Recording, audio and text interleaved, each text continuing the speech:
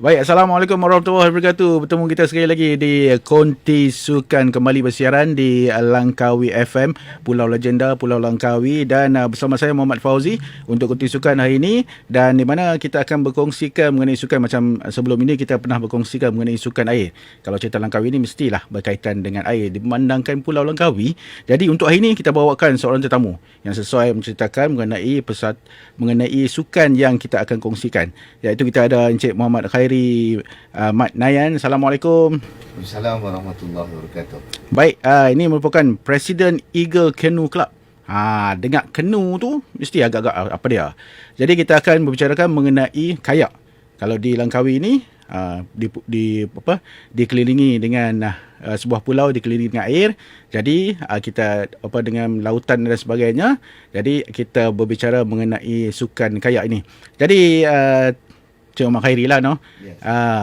tentang sukan kayak ni dah berapa lama dah berjinak dengan sukan kayak ni? Okey, mula menceburi sukan air lah. Sukan air. Sukan air ni daripada usia 12 tahun sehingga ke usia sekarang lah. Jadi saya still maintain lah kita punya aktiviti tu sehingga ke sekarang. Dan banyak menerima pengalaman-pengalaman baru lah setiap kali keluar aktiviti sukan air ni. Sukan air ni. Baik, untuk apa ni? Telah lebih kurang 12 tahun lah dengan sukan air ni. Yeah. Jadi kalau kita cerita sebab canoe kan. Yeah. Canoe ataupun kayak ni memang kita biasanya dengan perkataan kayak lah. Yeah. Kita ada kayak yang sungai, Yeah. kita ada kayak di laut. Jadi Betul. bagi Cik Khairi, untuk mana? Yang laut ke ataupun yang sungai? Okey, secara teknikalnya di Langkawi ni kita dikelilingi oleh laut lah. Ya. Jadi kita punya major aktiviti kayak di Langkawi ni berkaitan dengan sea kayak. Sea kayak ataupun kayak di lautan lah. So dia punya perbezaan di antara kayak yang digunakan di laut dan di sungai, dia sangat-sangat berbeza. Kalau kayak di laut, kita ada bermacam-macam jenis. Ya. Antaranya surf ski kayak, kita ada sea touring kayak, dan bermacam-macam jenis lagi lah. Tapi yang spesifik yang banyak digunakan di Langkawi adalah sea kayak. Itu dia sea kayak. Dan setakat ni lah katakan kalau selama hampir lebih daripada 20 tahun dalam dunia sukan air yang melibatkan kayak ataupun canoe ni, macam mana sambutan orang mengenai sukan kayak ni? Okey, sambutan pada tahun-tahun kebelakangan ni agak memberangsangkan. Terutamanya rakyat-rakyat Malaysia yang baru dan ingin menceburi sukan-sukan kayak ni dah mula berjinak-jinak. Dan untuk makluman penonton-penonton semua, sukan kayak ni telah menjadi satu fenomena sebenarnya di seluruh Malaysia. Ya. Terutamanya di bahagian di sebelah pantai barat Malaysia. Kenapa saya katakan begitu? Sebab kawasan sebelah pantai barat Malaysia kebanyakannya kita agak terlindung daripada cuaca monsun ataupun ribut dan angin lah. Namun begitu, di sebelah pantai timur masih lagi sama juga menjadi fenomena juga. Tetapi dalam tempoh masa yang macam kita cakap short distance punya period lah. Tempoh masa untuk sukan ni tak begitu panjang sebab dia ada perebutan cuaca dan monsun lah di sana. Kebanyakan di sebelah pantai timur banyak rakyat-rakyat Malaysia bermain kayak di sungai ataupun di tasik. Dan kalau untuk pengetahuan penonton-penonton semua, tak semestinya rakyat Malaysia bermain di laut. Ramai juga sebenarnya yang bermain di tasik, di sungai. Malahan ada juga yang bermain di kolam. Kenapa kita katakan di kolam? Berbalik kepada mulanya tadi tentang kategori-kategori kayak. Ya. Kita ada kayak-kayak yang dimainkan di Olimpik. Antaranya adalah slalom kayak, kita ada polo kayak, dan kita ada marathon kayak. Itu dia. Ini kategori-kategori ataupun disiplin kayak lah. Ya. So di Malaysia sekarang ni sukan kayak ni tengah pesat membangun sebenarnya. Jadi kita mengharapkan sukan kayak ni akan lebih berkembang lagi ke seluruh Malaysia. Itulah mengenai sukan kayak sebenarnya. Tadi kita panggil mengenai sukan kayak ni, dia memang ada perbezaannya antara laut dan juga antara sungai. Dan jadi untuk di Langkawi banyak dia yang datang untuk aktiviti berkayak ni adalah memilih laut lah. Ya, kebanyakannya secara amnya kita tahu Langkawi adalah tempat tumpuan pelancong, sama ada dalam Malaysia ataupun daripada luar negara. Ya. Di Langkawi amnya kita tahu bahawa kita dikelilingi oleh laut dan ada kawasan paya bakau. Untuk kategori-kategori pelancong dalam dan tempatan, tempatan dan daripada luar negara, kebanyakannya mereka memilih untuk berkayak di kawasan paya bakau ataupun mangrove lah. Kerana di kawasan mangrove keadaan laut dan dia kurang berombak dan kurang berangin di kawasan paya bakau ni.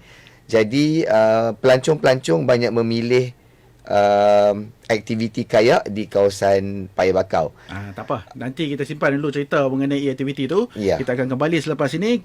Konti Sukan akan berehat seketika. Jangan lupa terus setia bersiaran bersama kami di Konti Sukan. Kita berjumpa selepas ini.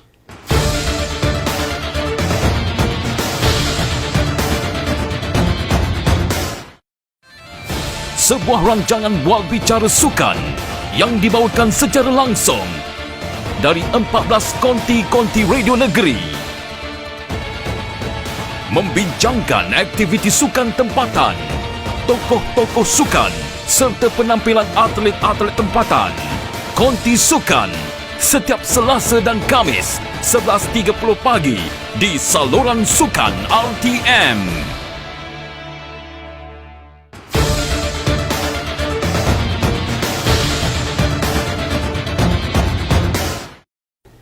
Baik, kita kembali ke Konti Sukan, giliran Langkawi FM. Baik, tadi kita dah bincang mengenai sukan kayak, dan bersama saya masih lagi iaitu Cik Muhammad Khairi Mat Nayan, iaitu Presiden Eagle Canoe Club, yang bercerita mengenai sukan kayak yang ada di Langkawi ni. Tadi ada cerita sikit mengenai mangrove dan sebagainya tu. Mungkin Cik Khairi boleh sambung balik yang tadi yang kita tinggal sebelum kita berhenti rehat dia.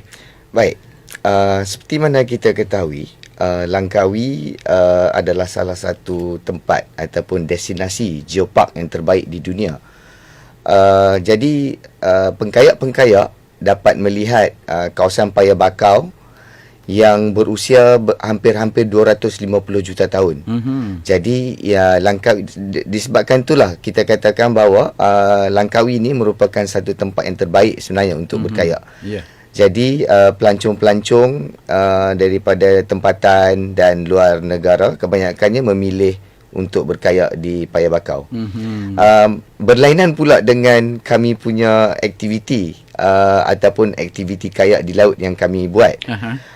Aktiviti kayak yang kami buat di laut di sekitar Langkawi ni, kebanyakannya berkonsepkan kepada marathon dan adventure camping.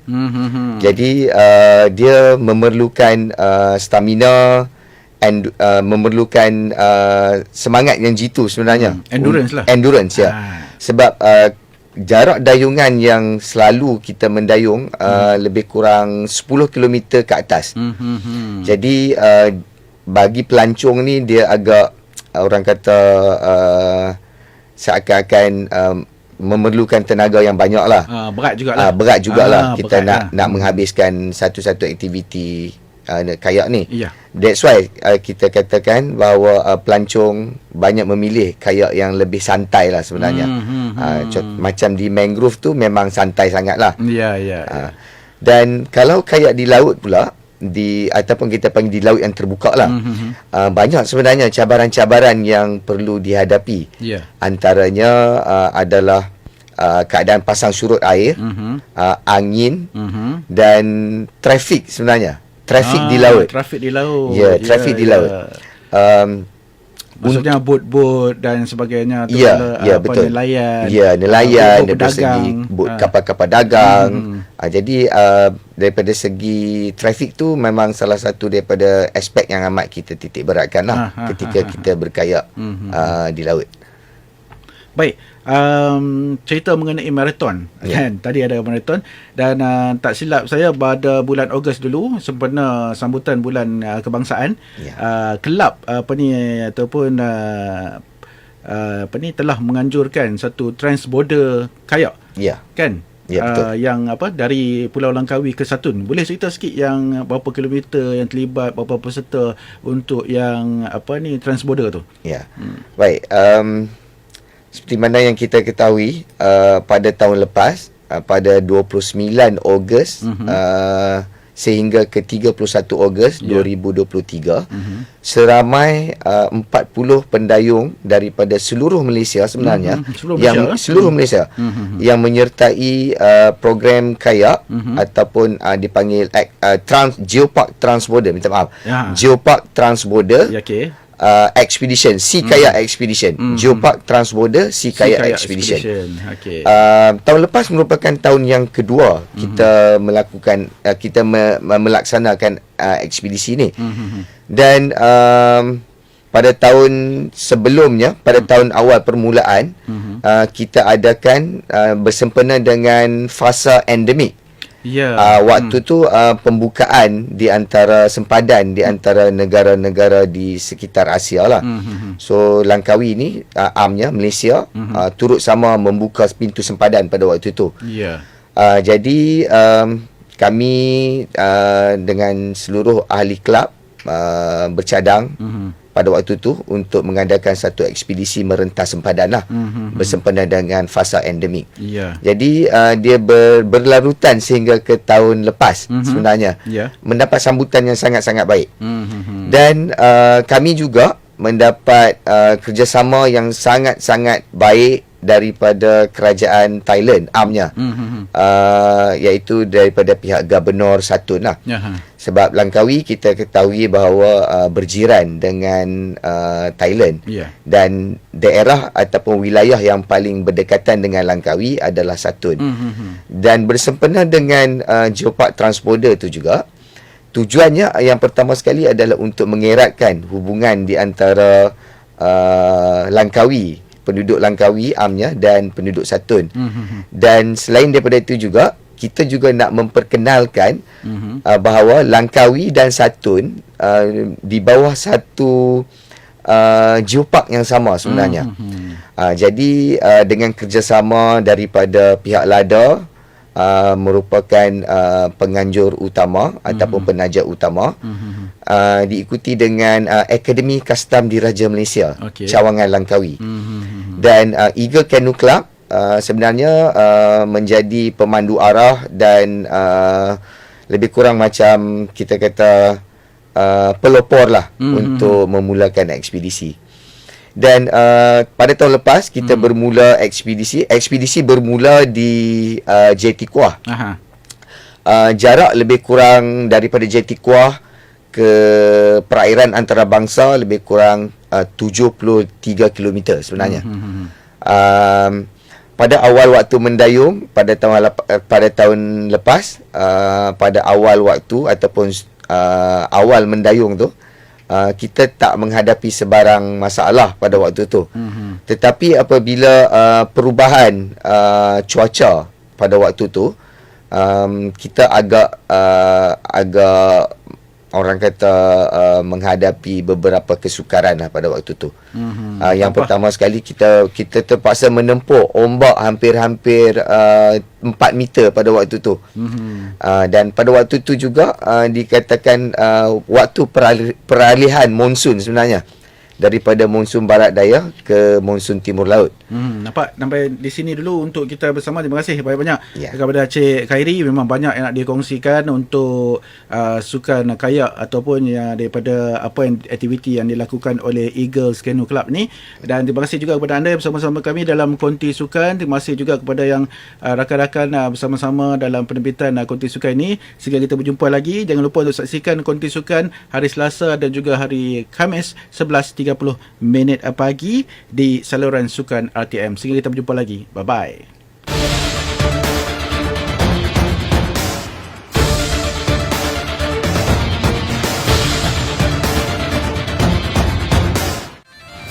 Sebuah rancangan bual bicara sukan yang dibawakan secara langsung dari 14 konti-konti radio negeri.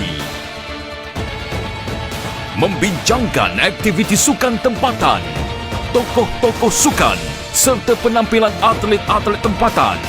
Konti Sukan setiap Selasa dan Khamis 11.30 pagi di saluran sukan RTM.